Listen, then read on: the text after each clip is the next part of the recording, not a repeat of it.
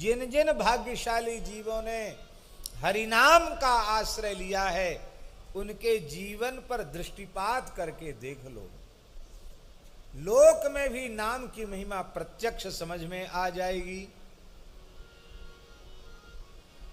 लोक में क्या आएगी समझ में? बोले इस लोक में जिस जिसने राम नाम से, भगवान नाम से, हरि नाम से प्रेम किया उसी की भलाई हुई, उसी का भला हुआ। सब कुछ किया और हरिनाम से प्रेम नहीं किया तो उसके अच्छे होने में, उसका भला होने में संदेह ही रहा आया। और जिसने कुछ नहीं किया, केवल और केवल नाम का आश्रय लिया, उसकी भलाई में कहीं कोई संदेह नहीं रहा।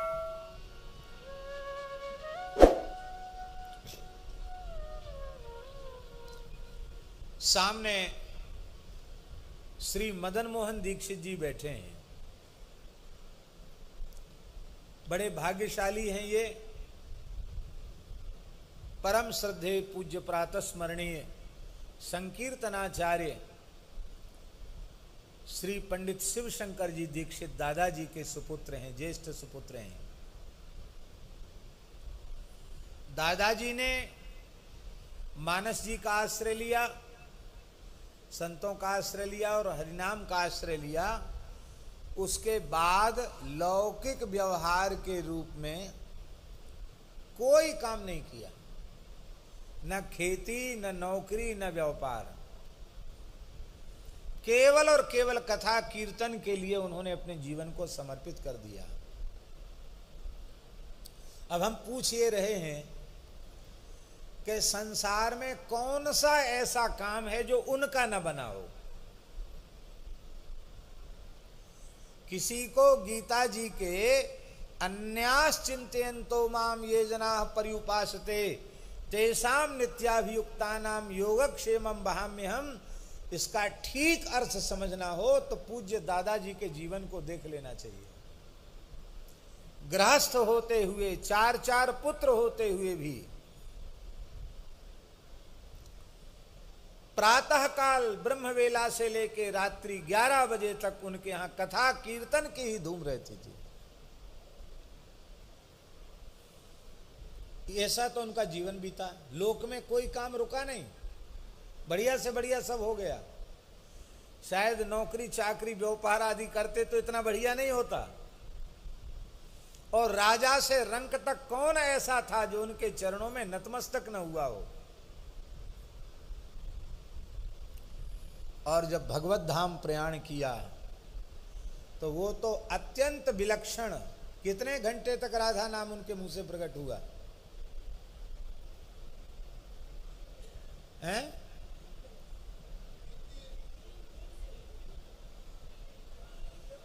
हाँ, तीनों दिन तक 24 घंटे राधा राधा राधा नाम का कीर्तन, जीवन भर महामंत्र का कीर्तन किया। और अंतिम में 3 दिन तक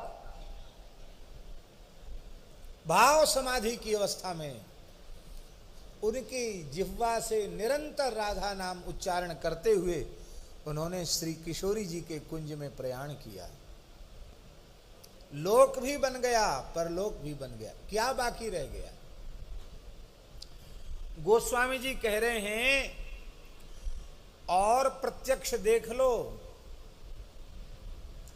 काश्याम मरणान मुक्ति ही, काशी में मरने से मुक्ति होती है।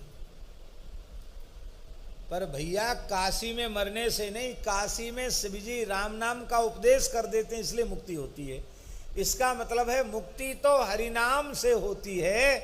काशी हूं मरत उपदेशत महेश सोई, काशी में मरने वालों के कान में भी श्री राम तारक का ही उपदेश शंकर जी करते हैं। साधना अनेक चितई न चितलाई है। इसलिए हमारी समझ में तो ये आया है कि अनेक साधनों की ओर दृष्टि ही नहीं डालनी चाहिए। ये कर लेते तो बहुत अच्छा हो जाता, ये कर लेते तो बहुत अच्छा हो जाता, ये कर लेते तो बहुत अच्छा हो जाता। अरे सब छोड़ के नाम जप में क्यों नहीं लगते हो? एक ही साधे सब सधे, सब साधे सब जाए। केवल और केवल नाम का आश्रय क्यों नहीं लेते? तुलसीदास जी कह रहे हैं नाम का आश्रय ले लो, ज्यादा इधर उधर भटको मत।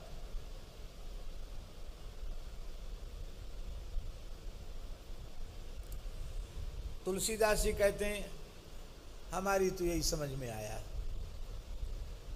काशी में पढ़े लिखे और हम वैसे तो अवतार हैं महर्षि वाल्मीकि के, तो कहना ही क्या, लेकिन हम अपनी बात कह रहे हैं।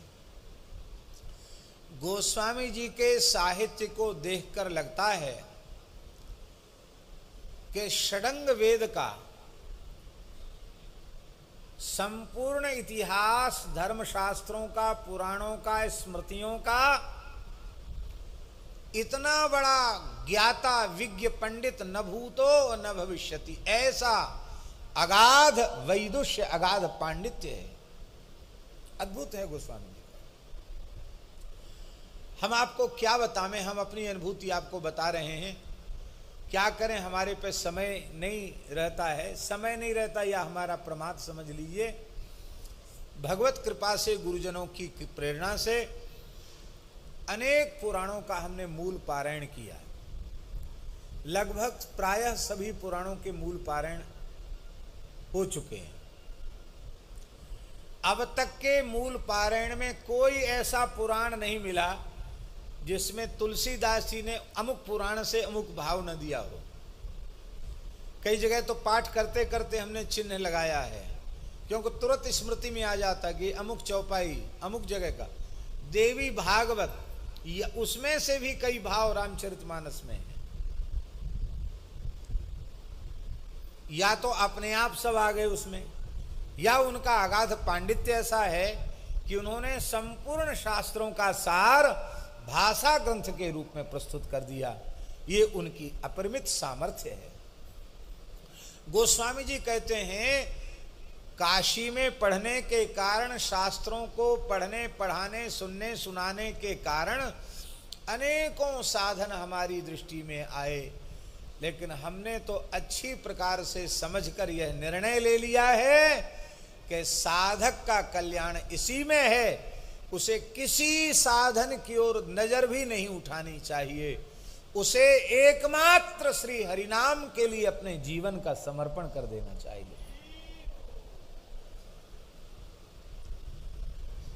आपने किया? बोले हाँ हमने किया। क्या मिला? बोले आगे क्या मिलेगा ये तो राम जी जाने, हमें पता नहीं आगे की, क्योंकि कल आप सुन चुके हैं, को जाने को जई है जमपुर को सुरपुर पर धाम को, तुलसी मोहि भलो लागत जग जीवन राम गुलाम को, विनय पत्रिका में कहा। वो आगे की तो राम जी जाने। वर्तमान की स्थिति ये है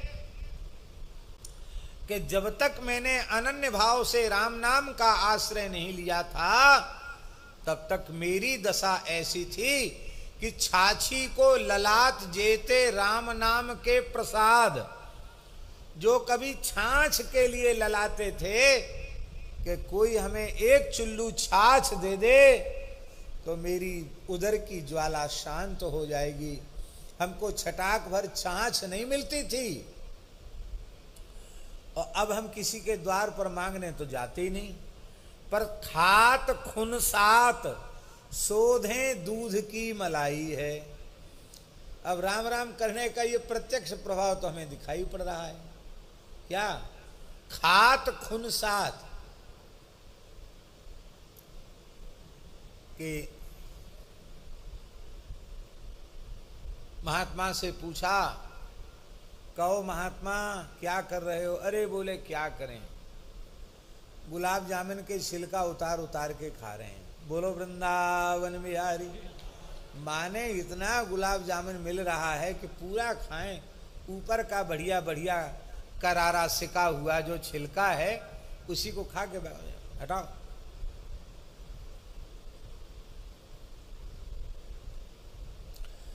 एक महात्मा थे गौड़ी परंपरा के, बड़े विनोदी थे, पूज्य श्री विपिन बिहारी दास जी महाराज। वो कहते थे कुछ नहीं, वही मखाने की थोड़ी सी खीर बना लिया, उसमें ज्यादा नहीं 100-200 ग्राम गाय का घी छोड़ दिया। और ऐसे वो बताते थे, हमें तो भूल गया, कि ऐसी मेवा की साग बना ली और काय के पाउडर का, काजू के पाउडर का हलवा बना ली, ऐसे कुछ बताते थे वो, और कुछ नहीं। और क्या बोले, आधा से रबड़ी भोग लगाई, पी गए। क्या है, गरीबी में गुजारा करना है।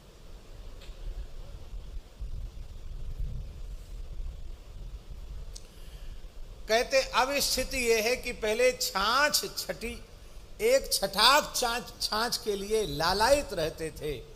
अब स्थिति यह है कि लोगों के मन में इतना भाव है कि किसी भी पद्धति से तुलसीदास जी हमारी वस्तु को भोग लगाकर ठाकुर जी को ग्रहण कर लें। तो लोग क्या करते हैं, सौंधे दूध की मलाई। सौंधा दूध जानते हैं? नहीं जानते। दूध तो दूध होता, सौंधा दूध क्या होता है? कोरे मटका में, कोरा मटका घड़ा, उस घड़े में बढ़िया ताजा छान करके दूध उसमें कंडा की आंच पर धीरे धीरे उबले, गरम हो, कितना 4, 6, 8 घंटे होता रहे धीरे धीरे मध्यम आंच में। आपने देखा होगा, अनुभव किया होगा, यदि भाग्य होगा आपका तो हल्का गुलाबीपन आ जाता उस दूध में, मलाई में भी गुलाबीपन आ जाता है। और ऐसी वैसी मलाई नहीं पड़ती, एक सूत मोटी मलाई पड़ जाती है।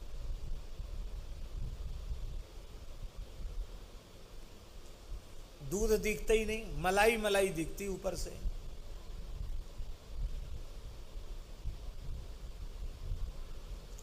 हमारे पूज्य गुरुदेव श्री खाकचौक वाले महाराज जी, श्री पहाड़ी बाबा महाराज, स्थान में गाय हमेशा रहती थी। क्यों? खुला स्थान था और गायों के बीच में ही महाराज जी को रहने का अभ्यास था। दूध कमी होता था क्योंकि छोटे बड़े मिला के 10-12 नग होते थे, तो 2-3 गैया दूध देने वाली, और उसी दूध में घी भी बना लेना है, उसी में छाछ भी, उसी में ठाकुर जी के लिए खोवा के पेड़े भी, और उसी दूध में शाम को सबको बांटना और स्वयं महाराज जी को लेना। दूध बचता नहीं था बिल्कुल भी, और सबको देते थे। स्थान में 20 मूर्ति है मान लो, तो 20 को भी मिलता था, चाहे भगत हो, गृहस्थी हो, चाहे साधु विद्यार्थी कोई हो, सबको मिलता था। पर मिलता कितना था? छोटी छोटी कटोरी लेके आओ, और चाहे तुम भगोना लेके आओ, मिलेगा उतना ही जितना उनको देना है। जिससे दाल साग चम्मच से जिससे देते हैं ना, इतना इतना बड़ा चमचा, बस उसको भर के उससे देते थे। और ये भी कहते थे, ए जवान की 32 ही भीजना चाहिए, माने इतना दूध मिले कि 32 दांत भीज जाएं, गले के नीचे नहीं उतरना चाहिए। दांत दूध से 32 ही भीज गई, उतने में ही ताकत मिल जाएगी। ये राम जी का धरामृत है, ऐसा वैसा नहीं है। और आने में किसी ने देर कर दी तो उसकी खैर नहीं, बदमाश नीच। देवताओं को दुर्लभ है, मनौने करारा अमृत के लिए, है तेरी जय रे तेरी, अमृत के लिए मनौने, अरे राम राम, अमृत के लिए मनौने। और जो ज्यादा सेवा करता उसको 1 चम्मच और दे देते और कहते कोई बात नहीं, मैं तो सांप को दूध पिला रहा हूं, यूं कह देते, मैं जानता हूं जहर बढ़ेगा। तो वो भिन भिना जाता, नहीं नहीं नहीं हम नहीं लेंगे दूध, चल हट, बक बक करता है, पी ले। ज्यादा हमको मिलता था, आधा गिलास हमको मिलता था। और महाराज जी भी इतना ही लेते थे, 1.5 पाव के करीब, पर उसमें मलाई अधिक होती थी। पर वो दूध ऐसा कि हम आपको क्या कहें, उस दूध का स्वाद हम अब तक नहीं भूले हैं। वैसा दूध पिया ही नहीं, यहां भी नहीं पिया, मलुपीठ में भी,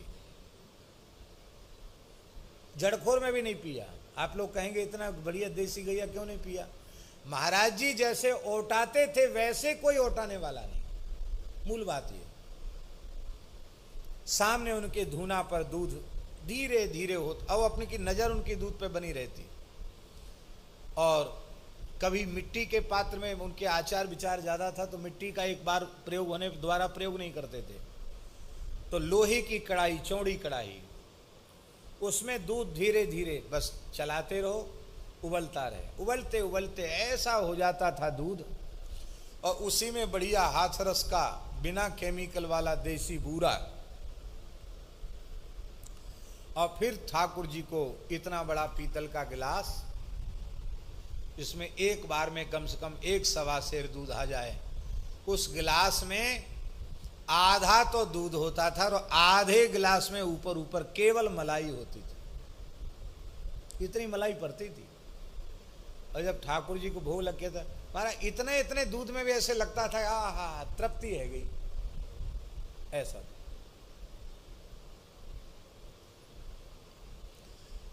आशय कहने का यह है कि इस पद्धति से दूध ओटाया जाए, उबाला जाए, भगवान को भोग लगाया जाए, तो क्या कहना, भाव की ही तो बात है। गोस्वामी जी करे ऐसे ही मिट्टी के माट मटकाओं में लोग बढ़िया भारतीय वेद लक्षणा गाय का दूध छान कर हमारे लिए उबालते हैं, अधोटा कर देते हैं, बढ़िया मिश्री केसर आदि मिलाते हैं, और इतनी मोटी मलाई पड़ जाती है। फिर हमारे सामने धर देते, महाराज अपने रघुनाथ जी को भोग लगा के पाइए। तो कहते खुनसाते हुए हम दूध, अरे क्या मन भर गया मलाई खाते खाते, ऐसे करके खुनसा करके दूध की मलाई खा रहे हैं। जिसको छाछ मिलना मुश्किल था एक समय में, आज केवल राम नाम के प्रभाव से खात खुनसात शोधें दूध की मलाई है। इसी के साथ हम आपसे आज विदा लेते हैं, और आगे भी इस तरह की पौराणिक एवं धार्मिक कथाओं को सुनने के लिए चैनल को लाइक एवं सब्सक्राइब अवश्य करें।